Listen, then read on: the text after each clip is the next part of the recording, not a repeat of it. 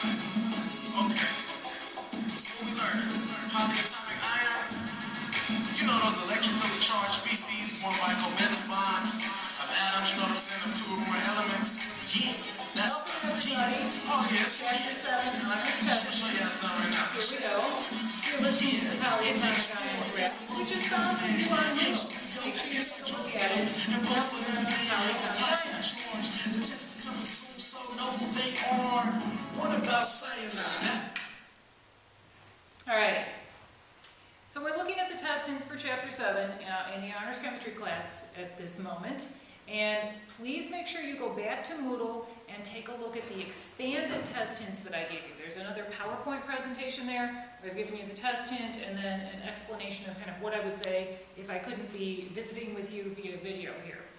And I'm going to refer you back to that so I can kind of go a little bit faster here on the videos. So test hint number 1 says, what happens to a chemical formula if you change the subscript? This is like violating one of the most important laws of conservation here. You cannot change the chemical formula. You can't change the subscripts. I have several different chemical formulas written here to my left and right. PCl3, H2O, H2CO3, FeCl3, and so on. If I change the subscript of FeCl3,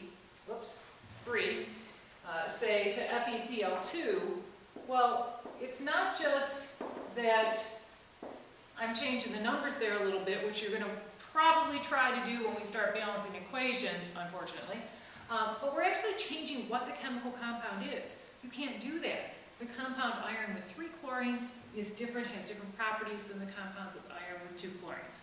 So you cannot change the subscripts, because when you do, you change what the substance is altogether. Test hint number 2. What chemical formulas represent in terms of formula units, molecules, moles, molar mass, and formula mass? Those are a lot of terms that essentially mean the same thing. So when we see a chemical formula like any of these, say SN parentheses NO32, that stands for one formula unit of that ionic compound.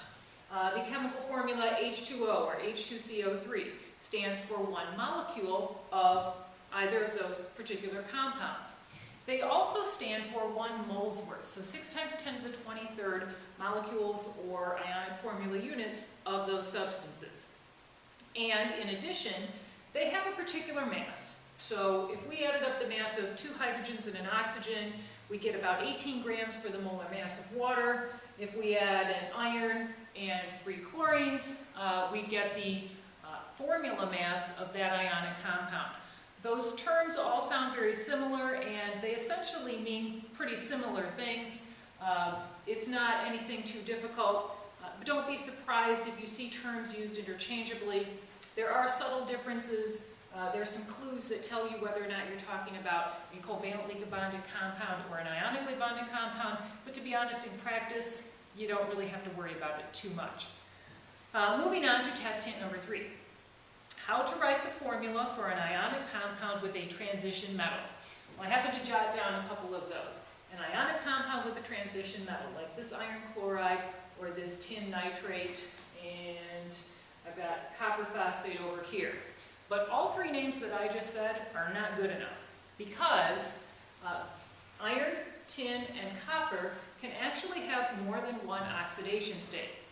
Not every transition metal or heavy metal has that, but those particular 3 do. And you need to go to your periodic table and see if that atom can have more than one oxidation state. We need to designate that in the name of a compound, and we would use a Roman numeral to indicate the charge. For instance, when I had FeCl3 versus FeCl2, both of those are iron chloride, but this is iron Roman numeral 3 chloride, and this is iron Roman numeral 2 chloride.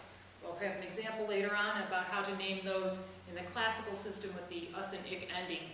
And by the way, using that Roman numeral, that's called the stock system. You had that on your critical thinking worksheet in your packet of materials for this chapter. Make sure you go back and review that one. Test hint number 4. How to name an ionic compound with a transition metal that has more than one oxidation state. I guess this is the name versus writing the formula, which was the one right before. That Roman numeral is indicating the charge on the metal, on the first element in that compound. And you use that charge to help you figure out how many other things are attached. So I'm sorry, but what I've just done here is I switched hint 3 and 4. We got you covered. Test hint number 5. How to name a molecular compound. Well, covalently bonded substances are always dying to try. That's been kind of my mnemonic to help you remember this stuff. Ionics never try to die, which means we're not using mono, di, tri, tetra, penta, hexa, hepta, octa, nona, deca in the names of an ionically bonded compound. But with covalently bonded compounds, we are. So something like PCl3 or even H2O, which of course we call water, is really dihydrogen monoxide. PCl3 is phosphorus trichloride. Because we can have so many different combinations of nonmetals in different ratios, we need to show which one is which based on the name, and that gives us a clue about how to write the chemical formula. So our prefixes, mono, di, tri, tetra, not qui, tetra, penta, hexa, hepta, octa, nona, deca, that's telling us how many atoms of that element from 1 to 10 that we would need in a compound, and that's simply what the subscript becomes. Alrighty, moving on to test hint number 7, how to apply the oxidation number rules to a compound. I've really been impressed with how you've been working on this so far. I think you're getting them just because we've done so much on redox. You know that when you look at a chemical compound, the oxidation numbers need to balance out to 0. We would know in this example that iron is +2, chlorine is -1. 2 chlorines times -1 gives us -2. Add that to the +2 for iron. The overall oxidation state balances out to 0. We can recognize the oxidation number of many elements simply by what column they're in on the periodic table and how many valence electrons they want to lose or gain. Especially helpful with binary ionic compounds and binary covalent compounds. And we need our clues like the Roman numeral in the name of a transition metal element or heavy metal element to help us with the oxidation state there. In a compound overall, we want those oxidation states to cancel out to 0. You've been doing that over and over and over and over again on your monster. And we have a few questions like that on this test, so I'm going to kind of jump ahead a little bit here. Number 8 is asking you to apply those rules to a polyatomic ion.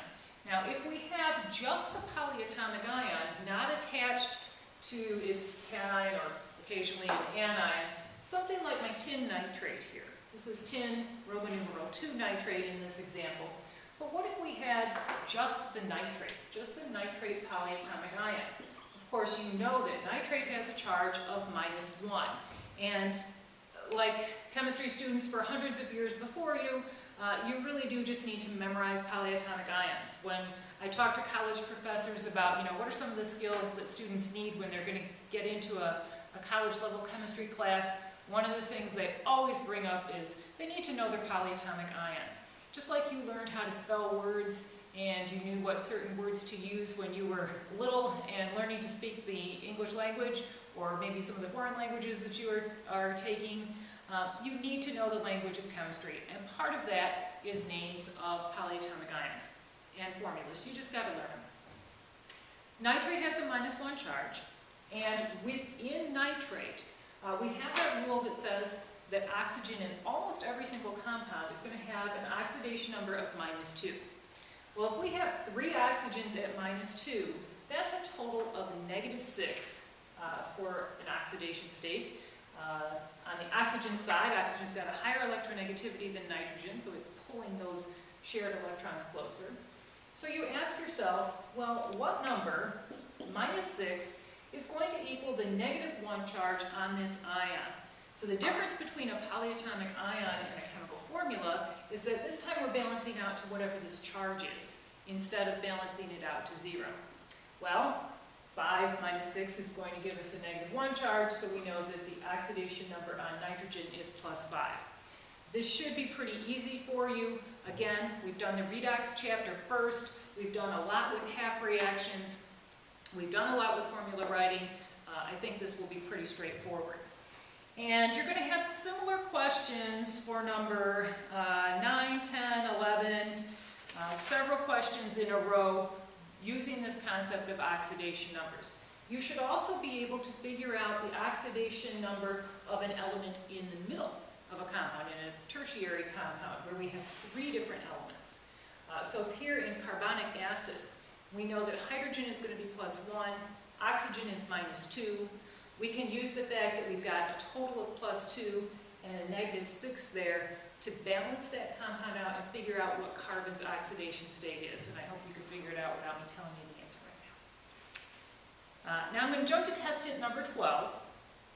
How to name binary molecular compounds using the stock system. You've been all about practicing naming binary ionic compounds and other ionic compounds that have a transition metal using the stock system, but you really can name binary covalent compounds or molecular compounds using the stock system as well. And an example here, either PCl3 or H2O.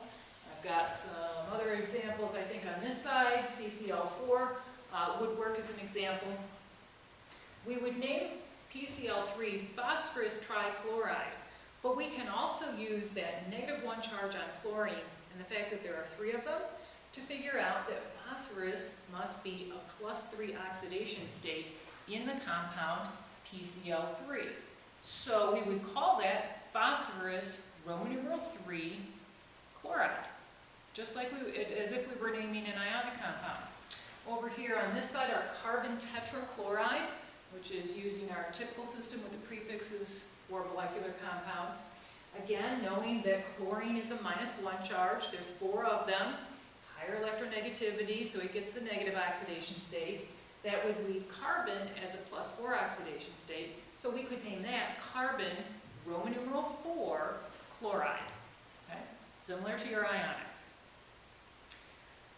We've got a couple questions like that, 12, 13, basically the same idea. Question number 14, the test hint says, how to calculate the formula mass of a specific compound made with polyatomic ions. Formula mass is molar mass, and we use the term formula mass if we're particularly talking about an ionically bonded compound. Molecular mass if it's something covalently bonded. I think chemists more and more are just going to the term molar mass for everything that isn't an atom by itself. It's much, much easier, but you're adding up the masses of the elements in a compound. And this is going to be something with a polyatomic ion, so you're going to have more than 2 elements, like this